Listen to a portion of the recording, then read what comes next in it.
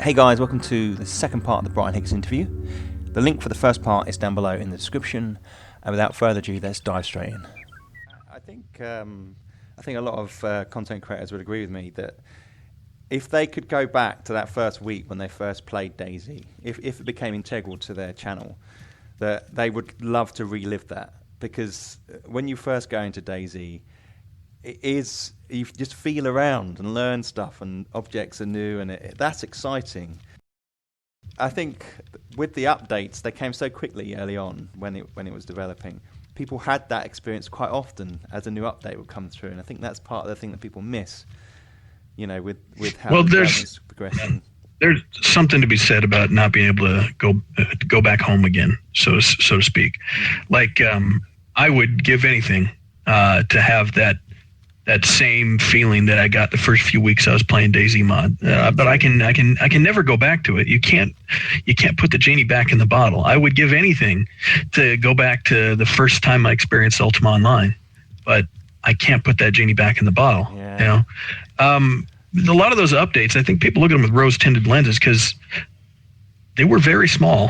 They were very small updates back then. Yeah, we weren't making big changes to how the game plays or its mechanics. You know, we'd maybe introduce some new scripted stuff, whether it be horticulture or campfires or such. But there were very small little elements that I think people were just they look at it with a bit of rose-tinted lenses. Definitely. I think I'm sorry about that. I think we're all a little guilty of that. But I think when you look at, well, it's difficult for you guys to see this, but when you look at what's actually coming in beta, the reality of things actually massively changing, I think they'll have that at least for a short time. I think they'll experience that again, because replacing the spine of the game, I can't overstate how huge that is. Yeah. I mean, it's not going to solve all the problems right away, but it's going to play very differently. Yeah, I'm really looking forward to seeing that. Let's have a talk about the map. You still have a team developing the map, don't you? It's very, very, very small. Okay. It's the smallest part of the team. I think off the top of my head, it might just be 2 people right now. Okay. Yeah. And you've just, with 0.62, you've added in some new railways and some new track and stuff like that. Are there any other kind of big end goals for content on the map, or is it just ironing things out now? Well, there are some things that early on I sat down with our art director, Scape, to talk about things that I wanted that I don't want to spoil right now. Okay. I'm not sure whether they'll fit in a milestone between beta and 1.0 or not, because I mean, map additions aren't really critical to what the final game is. We could ship with the map right now. But I could say at the very least, from my perspective, I know I sat down with Peter, our lead designer, and Scape, our art director, for some changes to the map that if they make it before 1.0, I think will be pretty fucking awesome. Right. Okay. Any clues? I can't, because I don't want to commit the team to anything because it's so low priority. Fair enough. And are there plans for any other maps other than Chernobyl? Not within the scope of DayZ 1.0. Creating terrain within Infusion and Real Virtuality is not a short undertaking by any means. I mean, good, decent-sized maps take year plus to make. Okay. I can tell you this much, that the modding scene, I'm confident, will introduce a lot of either user-generated stuff from the ARMA scene, or maybe even porting over BI maps. You know, like there's plenty of maps that, you know, talented people could probably bring over, like Sarani, for example. So, I mean, and you add into the fact that Adam Sumrak works for BI on the environment design team, so he's got an intimate knowledge of what would be required to bring his stuff over. I'm confident that Adam will have Namal Scout fairly soon after modding support. I can't put words in his mouth. It's stuff he does after work, but I know Adam pretty well, and I feel like he's going to probably have it out there fairly quick. Yeah. Okay. Awesome. Base building and barricading. That's obviously, people have talked about it a lot. And when the lockpicks were introduced, I think there was kind of expectation that more would follow. What extent of base building is likely to be introduced to DayZ, do you think? I know you've obviously got to get the engine sorted, but... Yeah. I'm not 100% sure on where the goalpost is on that for at least the first beta milestone, like the first build within beta, which would be 6.3. But I know that I can say at least this much, that Peter and I sat down and about a year and a half, maybe 2 years ago, and talked a lot about this. My initial concern was I didn't want to see DayZ look like Epoch, for example. Mm-hmm. I really did not want to see that. I thought it was unattractive and unrealistic, and it pulled people directly it pulled you out of any immersion that you might have, seeing, sky bases and repeating textures and such. And the work that Peter and the design team have done on DayZ's variation of base building is very modular. And we've shown some stuff, like guard towers that can be built and improvised walls or fortifications around the edge. There's obviously an electricity system with like construction lights and such, and we're working on stashes and craftable containers. You've got the tents. You can make tripwire traps and such, horticulture and things like your top tier campfire, that oven, and then of course HESCO barriers. So out the gate, the approach is a modular base building approach, and for it to be believable within the world, so you don't just combine two items and then blink, there's something there. There should be staging to it, right? Like you build the first tier and then build the second tier and then third. No, now we have a tower for our base, or a watchtower, or now we have HESCO walls that are bulletproof that we can put around the base, and we can drop some tripwires here and such. Don't expect to see Rust level base building or anything. It should definitely it should feel and look like it belongs in Chernarus, in DayZ. Yeah. What's realistically, are players going to be able to pick up a piece of wood and then hammer it onto a door and barricade a house, or do you think that's not something that's going to be for DayZ? Personally, from my perspective, I always thought, if I'm going to try and make a safe place, why would I not use an existing building? From an immersion standpoint, that just makes sense. Now, whether or not that's going to be able to be pulled off, the responsibility on that one is on Peter. Peter and I both would like to see it, but it's about pulling it off in a way that is A, not too intensive on the server, tracking these objects and such, and B, looks good. I'm not 100% up to date on that specific mechanic because other things have been focused on. But we'll have to see what we can get done before 1.0 with that. Okay. Right. Okay. Lots of players get frustrated by small things in game, but how hard are these to hotfix, such as the face glitch? Because the blacking out of the head was around for quite a while. Well, yeah, it's like I mentioned earlier. It's about cutting off wasting time on legacy systems. That was noticed, and we looked into what would take to fix it, and it just did not make sense pulling critical programmers off of tasks, moving us towards beta to try and address this.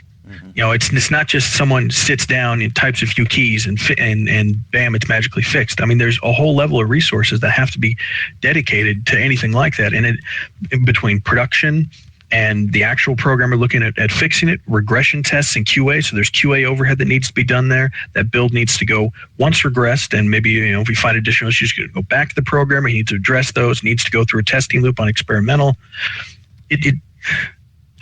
Folks just need to accept the fact that what we're doing is trying to focus on getting us to a better product faster. Yeah. So wasting time and resources on stuff that won't be there in 1.0 doesn't make sense.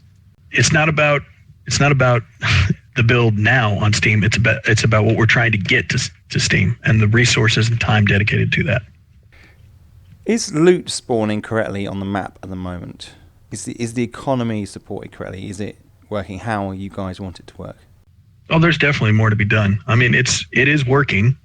The system is there and it's functioning, but there's plenty of issues with it that neither myself nor Peter nor Race, the programmer responsible for that area, are happy with. And in fact, I spent a good deal of time over the last month talking to Peter about it, and then Peter talking to Race, and Race talking to me. And it's another one of those situations where it comes down to what is on Steam is effectively a dead branch. Like, he's working on stuff for 0.63, and all of that is focused around, again, all the items that spawn in 0.63. Those are infusion items. Those are configured in infusion.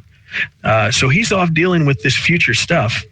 And there are problems on Steam now. It doesn't make sense to have him stop working on getting the economy ready for beta to go and try and hotfix issues in 6.2, which is, it's dead. That's all the old items. It's all the old stuff.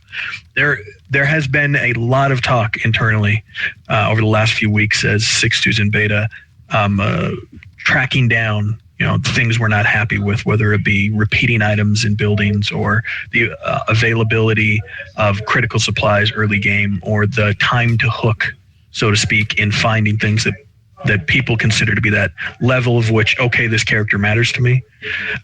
So it's always on my mind. Yeah. But addressing it for 0.62 doesn't make sense. He's focused on where he should be. Yeah. It's 0.63, and now that we've taken that feedback from 0.62 on experimental, he can apply that to addressing some of those issues we noticed there for beta. Yeah. So the economy in DayZ is an incredibly complex thing. It's at certain times I'm very jealous of the fact that a Battlegrounds world space really only exists for like 20 to 30 minutes, because that's all they have to worry about. Spawn enough to keep that busy and you're good. But we have to continue to keep the world viable for new players coming in every second. It has to be viable. A player that was on the server when it started shouldn't have more of an advantage than a player that joins the server 4 hours later. Like, it has to be a continuously replenishing thing, and it has to be balanced to a certain degree.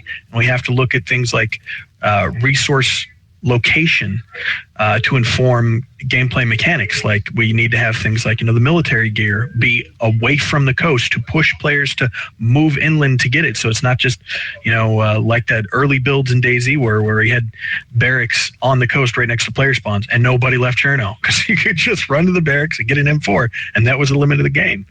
It's an incredibly complex thing, but it is definitely not where we want it to be for 1.0, and we're working on it. Now, a viewer, Exotic Flounder, great name, has asked, what is currently being done about the civilian loot situation?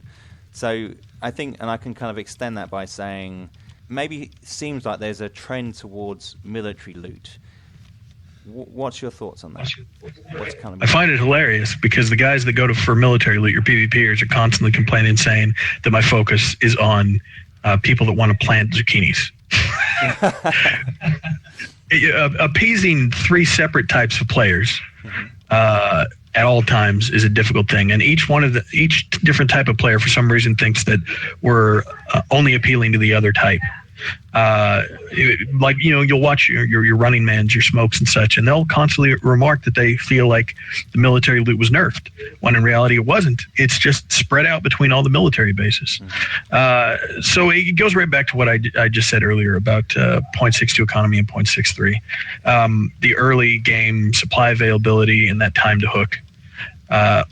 It's not where we want it to be. It's playable, definitely playable, but it's not where we want it to be. And we won't stop until it is. There's some stuff that should be on 0.62 stable that's in testing, which is increasing the chance to find a weapon that has a magazine attached. And we'll have to see how that plays out. But that would affect things like your, I guess the most accessible on the coast would be your Makarovs, right, which can spawn with magazines. But being very cognizant of the fact that gunplay is a critical element to DayZ, and that enabling players to find a gun that is usable early on, but is not too overpowered, is absolutely critical, and it's one of the things we're looking at with the economy. Great. And as far as player spawns are concerned, you spread them out a bit with the lake. Do you feel there will be more inland spawning as the game evolves, or are we going to keep along the coast for spawning and moving players inland? Well, Peter handles all the player spawns now. I handed that off about 6 months or so ago. But the reality of it is I tried inland spawns, and there was a very negative pushback on it because not everybody knows the map. And without the ocean to orientate themselves, they got very lost very quick. So we axed that idea. I think we tried those in late 2014. So you're going to see player spawns near the ocean so that the player has an idea of where they're from and where they're going. But exactly what areas along the coast that happens, that's all on Peter now. I trust him to make the wise decisions. Okay. Urka Gaming has asked, zombies are weak. Is the team working on some cool way the zombies would actually be scary? Again, this is amusing because I'll constantly get complaints that the zombies, they do too much damage. They make you bleed too quick. They damage your clothes too much. It's back and forth. It's kind of like Gary Newman's early access feedback loop. I don't know if you saw that. It was a little image Gary did where, we'll make one change based upon some feedback, and then people will be like, there's another vocal area of the community that didn't pipe up before he made that change. It'll say, no, not like this, like it was before. And we'll go back and forth and back and forth. There's obviously issues with the infected since they're on a different physics system than the player, and they can, push players around in some cases. They can sometimes, with their nav mesh, disagree with buildings. But, for the most part, balancing stuff like that can easily be done throughout beta. Well, not super easily, but it's a lot easier than implementing a new animation system. So we will continue to look at that. And for the most part, I think the primary concern about infected is, finding out how many we can put on the map. I've seen a lot of people in comments say that there's not enough infected, that it needs to be more like DayZ Mod. But the amusing thing is we have way more infected than DayZ Mod ever did. Yeah. The difference being that DayZ Mod only spawned based upon a trigger system within proximity to players. Yeah. Whereas we have everything spawned globally to prevent, that metagaming, where you look into a town with binoculars, you don't see any infected, there's no players there. It's my belief that infected should be in higher concentrations around players because that's their food source, for lack of a better term. They want to go there. So a player firing a gun is going to cause more infected to show up. And I think it's all about that. Depending on where server performance gets to, we could look at using the economy to dynamically spawn some hordes of infected. Yeah. But we need to be very careful about this because DayZ is a server authoritative title. So all of this stuff is on the responsibility of the server. And the more we add, the slower the server runs. So if we get server performance working better in beta and milestones within beta or builds within the beta milestone, then we can look at increasing infected. But I think right now my priority would be increasing player count. Yeah. Lots of games like H1, Z1, 7 Days to Die, they've introduced different types of zombies infected. Now obviously these are humans that are infected, but is this plague going to affect or create any new form of zombie within DayZ? I don't know about that because there's a lot of latitude those titles can have because they are dealing with zombies, for the most part. Yeah. And you can exist within that kind of science fiction space where, like Left 4 Dead, you got, your boomers and your spitters and your tanks and such. But we're straight dealing with and this is one of the things, handed down early in the project from Dean and his brother, who's a virologist, that we're dealing with an infection, not undead people. Mm-hmm. So I don't know. It really depends. Peter's a bit of a stickler for sticking to that, and not going too science fictiony with this stuff. Yeah. I'll tell you this much: I'm certain you could see a mod do it. Could players become infected, and will there be a way of curing the infected? Do you think? at some point? No, survivors are immune. However, that said, things like the gas mask and biocontaminated areas that we wanted to do with TC later on, there is a certain element of catching unrelated diseases while being around large amounts of decaying corpses and such. And plague pits and stuff like that. And then there's also we could look at I think I was talking at some point with Peter about like just a general infection that you could get from being scratched. It was very similar in DayZ mod. There was a chance upon being scratched to get sick, and you had to cure that with antibiotics. And that's definitely something we can look at doing. Hands down, and sometimes I've seen some folks give criticisms when I say that this doesn't fall within the scope of DayZ or the lore of DayZ, but a modder could do it, saying that we're being lazy and relying upon modders to do our jobs for us. When in reality, no, that's not the case. We have a very set vision for DayZ, but this is a Bohemia interactive title, so one of the core pillars of this title is to make sure that even if folks don't like what DayZ is, maybe they have a different vision, maybe they want different things, maybe they want it to be more along the lines of undead, we give them the tools to make their own world. That is absolutely critical, that DayZ is a fully moddable game, so that even if someone I really like this open world post-apocalyptic thing, but I want to add things like those vampire creatures from Stalker. The tools are there for them to do that. We don't restrict them from doing that. We're not what's the term I'm looking for? We're not so self-conscious about our vision that we don't want anybody else to play in our sandbox. We're actually letting you guys come in and say, hey, here's the keys to the sandbox. Do what you want. Great. So I guess a lot of people are wondering, when do you foresee beta going live? When's 1.0 on the chalkboard, or the whiteboard in the office? When have you put a date on it? I'd love to tell you, but corporate has pretty much threatened to kill my family, metaphorically speaking.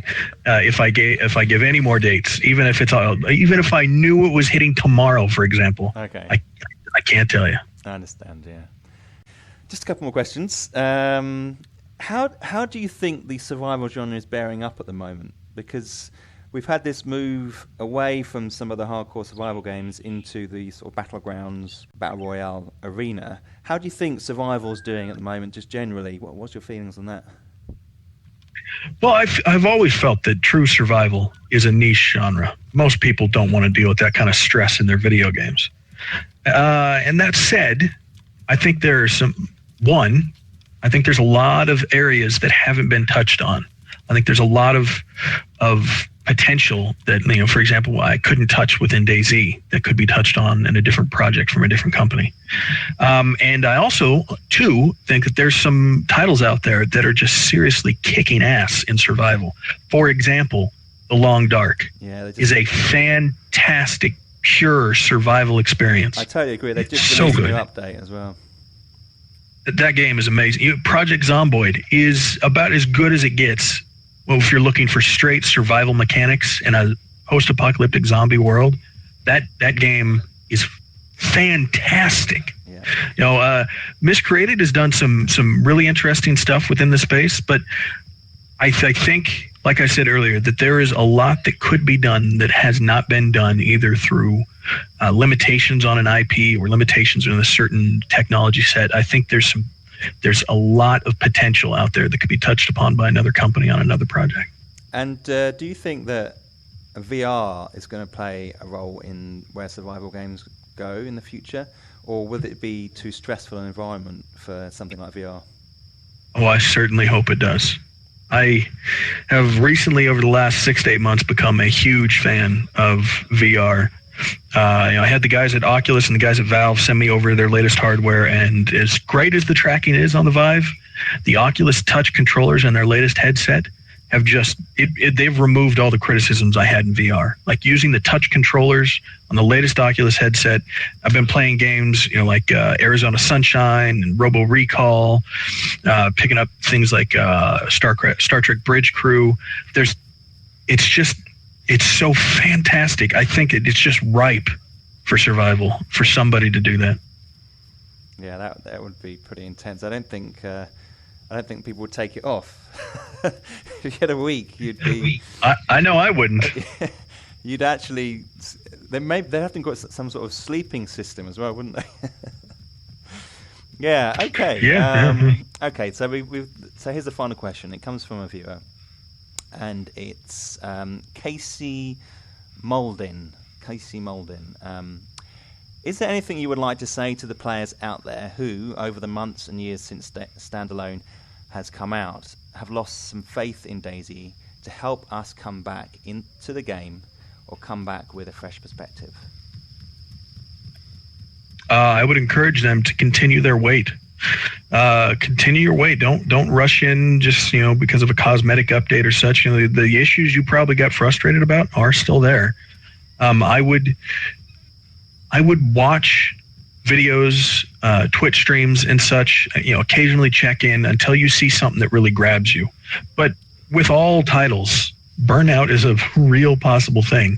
I mean, I myself have thousands of hours in the mod and well over 6,000 hours in the standalone in and of itself. I completely understand burnout. There are people I know, good friends of mine, who have made their living playing DayZ on Twitch for like 3 years.